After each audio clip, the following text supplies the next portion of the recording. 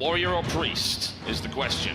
The Warrior deck is very, very powerful. We know that for a fact. It's a big, big rush down. Krip could be potentially vulnerable to that. However, as a Priest, he's also sitting on a lot of cards which let him stop that critical momentum from coming in. The ability to Shadow Word Pain or Shadow Word Death.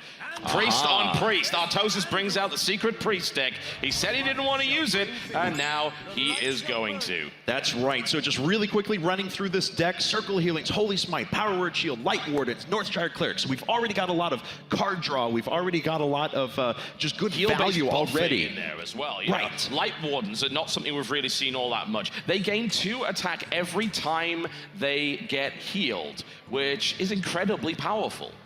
That's right, and a good amount of removal in those Shadow Words, 2 pain, 1 death. Injured Blade Masters, of course, the Alshani Priests, Soul Priests that you talked about before, and Prophet Valen and Ragnaros as well in this deck, so 2 major legendaries. Yeah, and that's pretty good against the Priest deck of Krip, who is only, I believe, sitting on 1 Shadow Word Death, not 2. But Mind Control is still a very big risk there. Right. All right, well, not the best hands for either to start with. Krip is, of course, going to open up being able to not do anything. So he's going to skip straight through that, and he doesn't pull the best thing either. Prophet Velen already in the hand right there. Very, very nice. But ultimately, there's nothing that Artosis really wants to do here either. Yeah, both these players are just going to be accumulating cards for a while. There's not a lot of early damage that can be done. Yeah, there you go. There's the thank you. The light shall burn you. It very well might. The Abomination is another very strange card that's in that, but there are reasons for it. Circle of Healing comes out, and he immediately uses it to heal all the way up to 7. So on turn 2, he's got a 4/7 creature on the field. That's right, and a lot of people would say, wow, why would you want to extend that many cards into 1 creature at the very beginning? Think about Priest removal, though. Priest removal is in the form of Shadow Word Pain, Shadow Word Death. It deals with 3 damage or less, or 5 damage or more. Right. 4/7 is the sweet spot. Not only that, but you can heal that Blade Master right back up again, so it trades incredibly efficiently. And actually, Krip has nothing in his hand which can even come close to handling this at this point. Yeah, because if he just starts throwing out Shadowed Sun Clerics, they're just gonna die. Exactly, they're just gonna die, get healed back up. Just, this is not a good spot for Kripparrian right now. He needs to draw into a little bit better cards. It's really unfortunate that he had both of his Shattered Sun Clerics at the very beginning, because he certainly wants to use those later on to be able to buff up and protect his Drakes. Yeah, I love that combo though. That turn 2. It's fortunate, of course, that he ended up going second and was able to coin into it. But the turn 2 Injured Blade Master into Circle of Healing to get it right back up to a 4/7 is absurd value. Yes, of course, you use an extra card to do it, but if it gains you early board advantage and advantageous trades, it's absolutely what you want to do. He might not play anything. In fact, I think that's probably the best idea. He's just going to have to accept that. A Circle of Healing again comes out, and ultimately, of course, there's no follow-up here. He could heal Krip, but I don't think that's going to happen somehow.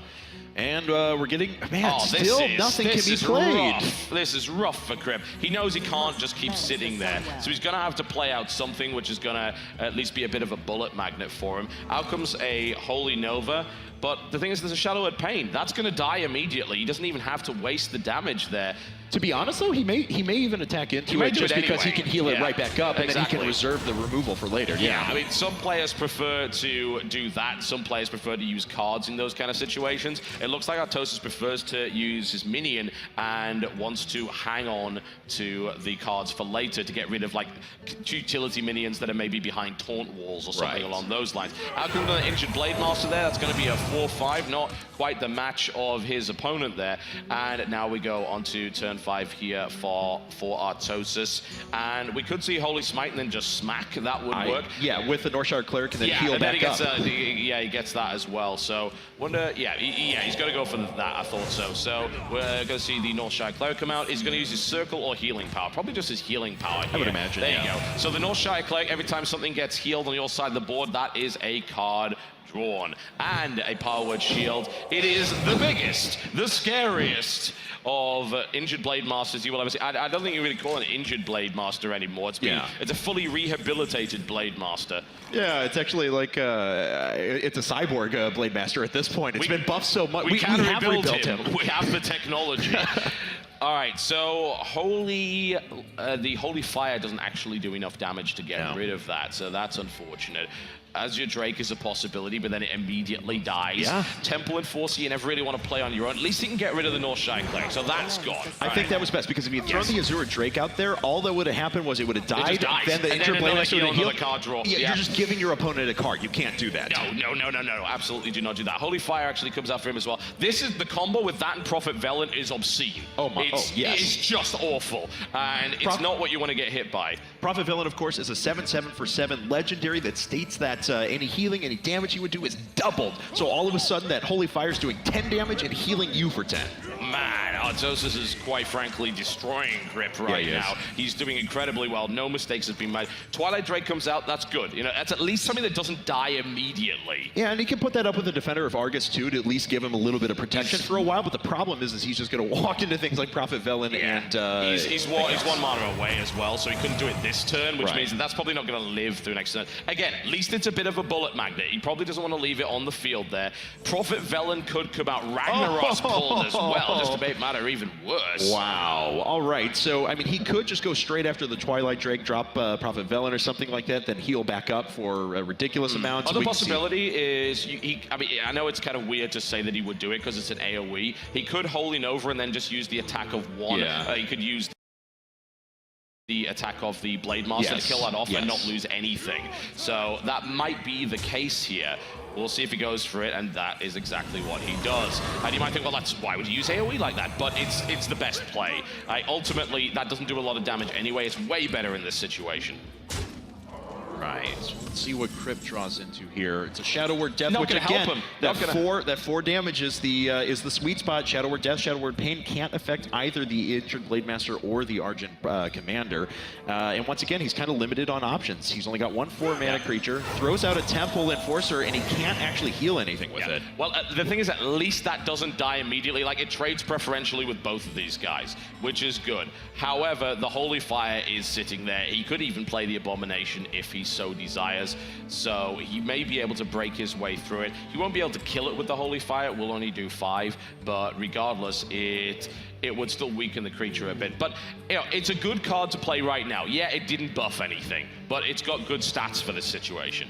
All right. Well, Ragnaros mana is up. Prophet of Velen mana is up. He's got not a bad call. I mean, because that's 50-50. It kills the Temple Enforcer. Exactly. It kills the Temple Enforcer, and he still does 8 damage this turn too, which is amazing.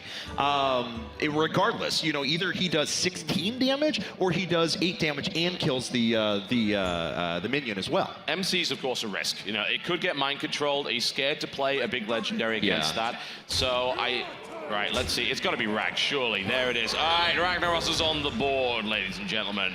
And let's see what it hits. Who's it going to hit? It is going to hit the Temple Enforcer. Right. Down it goes. He hasn't been touched yet. Krip knows it's like, this is... At least he can get rid of the Ragnaros, right? Because even if he didn't have MC, he still has Shadow Word Death. So he can get rid of the Ragnaros, but that still puts him in a horrible spot. And he knows that. Just that 8 damage was enough to make that worthwhile in that particular position there. Heals that, he just, heals himself, and then, of course, kills that off. So that puts him back in the game a little bit, but there's no question Artosis is still ahead. There's that Light Warden. As we said, when a character gets healed, you gain plus... gain plus attack. It's great. It is so very, very good. And especially at this stage of the game when it can't be easily eliminated. All right, there's the heal. He's keeping Prophet Velen back. He doesn't want to use that just yet. And that now buffs that Light Warden up to 3/4. And he can continue his assault. The Abomination wouldn't be the worst idea right now. Yeah, I like that as well. It's going to provide an additional 2 damage at the very worst. At the very best, of course, it's going to absorb some hits, trade with some creatures, and it's going to deal more damage to Krip. Krip is not drawing well here at all, I'm afraid. He's going to use his Azure Drake to pull out another one. He gets a Spellbreaker. That's not bad. But he's got a lot of options as to what he Spellbreaks here, really. Right. And his Holy Nova, unfortunately, is not going to trade with anything. It does do 3 damage right now and heals just for 2. But, yeah, man, he's just running out of options and quick. Honestly, Artosis has a very, very good grip on this game. Yeah, he certainly does. Artosis has a Holy Fire still, doesn't he? So he's actually got lethal damage next turn. Yes, he does.